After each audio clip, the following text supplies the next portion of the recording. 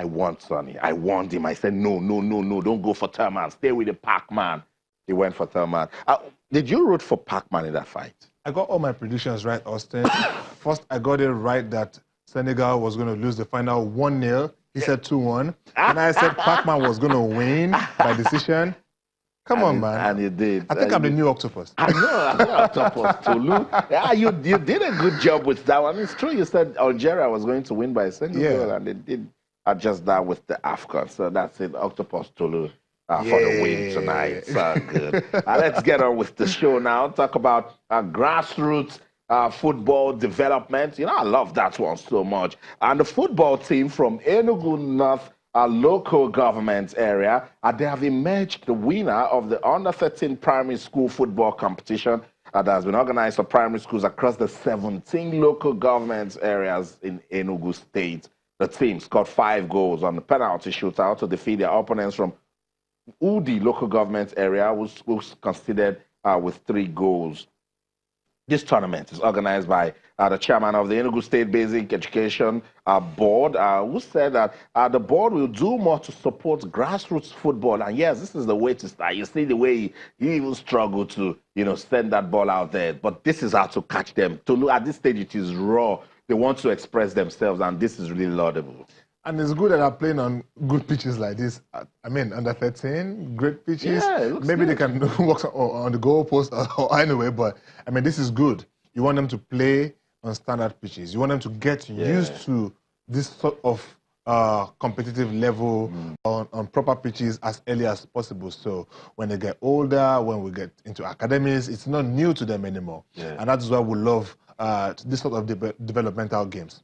Look at him. He's so small and they can go. But that's it. And that's what we're doing with the Channels International Kids Cup. So we'd like to see these guys come to Lagos, maybe for the next edition. Look at this intimidation that's beautiful. Yeah, that's beautiful. It's awesome when we do this at this level. So shout out to Enugu Subeb for putting this together, discovering talents at the grassroots, going to the schools to engage young talents. Under 13, that's the way to go. Let's go to Enugu and listen to some of the guys who are super excited to have been given an opportunity to play football. I'm happy because this is all about football, because if you don't lose, you are going to win, or if you don't win, you are going to lose. Let government have their academy so that their people will start there and be going to be playing Europe's league. All we did different is the way our coach, he made us to practice as hard as we can so that we can be able to make this. I think we need support, like to give us scholarships and also help us to get what we want in future. This competition is a very good competition because initially people go to primary schools and fish out talents. Before they should reach the age of 13 years, they should know what is called football. So the competition should continue if it is annually or in 6 months or quarterly. So that it will be working all over the schools. So the thing will be happening everywhere. And by then, the players themselves will the parents will bring out their children for training so that they can make it. For those that won, I say a big congratulations to them. They should keep it up, because we will try to see if we can arrange these tournaments on a bigger scale. This is also a way for us to identify those who have the talent and then encourage them, because they could decide to just face the football and play it and as a career, and that should also be encouraged. So what we give them, the financial gift to give them, just like stipends, incentives for people too, because they have mentors like their coaches and the rest, to be able to also encourage those ones to keep propping them up. We have procured a lot of sporting equipment for the children in all the schools in Enugu State, just to encourage them. So table tennis, football, volleyball, what have you. So it's just a source of encouragement for our children. It was really a good source of encouragement and motivation for the kids. They had so much fun, you could tell, you could see it. So that competition started this month, and then it got the team from Mudenu local government finished as finished in third position. But look, guys, every child that plays football or engages in any form of sporting activity at a young age is a winner. Everyone is a winner. I love that. So even the goalkeeper, you saw his moves, and it's saved. It's saved too. So you see they learn. They have models. Yes. Sometimes they score. They give you the Cristiano Ronaldo celebration. That is why we must keep the fire burning at that level. And that boy who talked about scholarship, I mean, he just knows that something should be done, even though that is what really should be done. I mean, kids with this kind of talents usually get scholarships to go to schools, and then they represent the schools, and then they get to study as well. So you're not missing out on both places. And look, the future is bright. We're expecting we are still expecting a proper synergy between the Ministry of Youth and Sport and Education.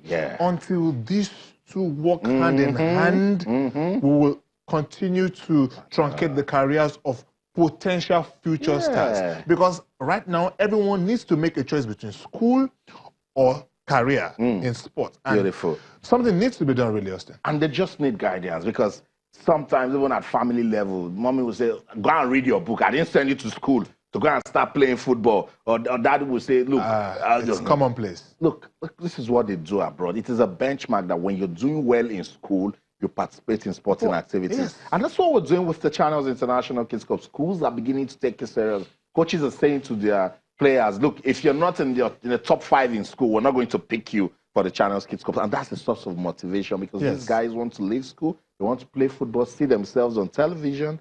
And that's why we must continue doing this at the grassroots. So shout out to Enugu State Sube for putting this competition together. I like that goalkeeper. Look, those guys that are still under the age of 13, Enugu State, please bring them to the Channels. To the Channels International Kids Club. We would like to have them in Lagos. Let's keep the fire burning. Let's get on with the show now. Get into athletics in Nigeria. We're hoping to have the queen of the tracks, Blessing Akagbari, later on the show. But let me let you know this information that you can use. Reigning women's long jump champion, Ese Brume. She has qualified for the Tokyo 2020 Games in Japan. Brume won the women's long jump event at the 5th International Sprint Relay Cup in Turkey to seal a spot at next year's game. So Tobiloba Amusan has qualified, Blessing Akagbari has qualified, and now Ese Brume has qualified. I love this story. The African champion. She leaped to a massive personal best of 6.96 meters to win the event. She has now qualified for the Olympic Games in Tokyo next year, as a standard for the women's long jump event is 6.82 meters. Let me tell you about Blessing Akagbari. It was in May that she qualified.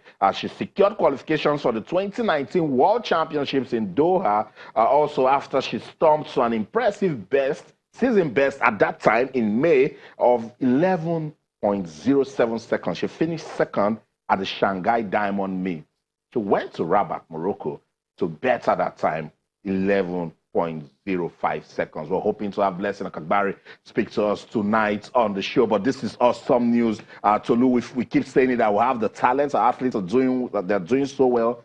Administratively, we should get it right too. We need to. Not getting it right will be disappointing them. And I said this before on the show that this year, this season is different. We seem to have each one of them at the best moments of their careers right now. And it will only make a lot of sense to have these guys in international competitions at this point with no hassle. They can't be there and be thinking of their monies. They can't be there and be thinking of their equipment. No, let them focus. Or they are coming out tomorrow for opening ceremony, no kits. We can't have those sort of distractions. I think right now, everything works together for your good at a particular point in time. Preparation, athletes on form, and all of that. Right now, they are in serious form, both male and female. We are having options left, right, and center. And it will only make a lot of sense if we can have everything they need given to them right now, so that we can get the best out of them and probably have a memorable meet. And of course, the Olympics that will probably, should get us out of, help us make records for Nigeria and also African records. That's what I'm looking forward to. That is what I'm really expecting. And it will only be really disappointing if they are failed at this point. I know.